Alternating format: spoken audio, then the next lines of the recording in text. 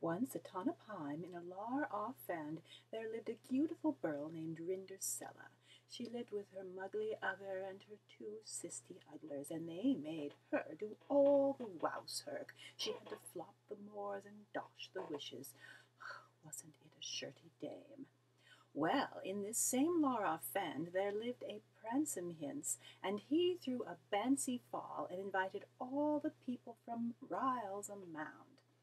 Well, Rindercella's muggly other and her two sisty ugglers were going to the bancy fall, and Rindercella wanted to go too, but they said she had to hae stome.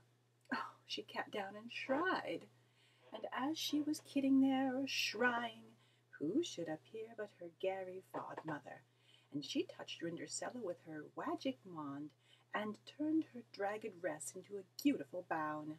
Then she made a pipe yellow rubkin into a golden goach, and she had wick-side horses to pull it with to take Rindercella to the bancy fall. Then she gave Rindercella a pair of slask-glippers to wear, and she told her she must toss a pibly be mid by home night. Well, Rindercella went to the bancy fall, and the Pransome Hince ran to meet her because he had been watching from a wooden window. And the two of them danced all night, and they lell in love. Well, then, suddenly, Rindercella heard the clock strike midnight, and she stand down the rares, and she slopped her dripper. Well, that Pransome Hince, he took that, and he went to all the houses to try it on, to see whose foot the flipper sitted. He tried it on Rindercella's muggly other, and it fitn't it.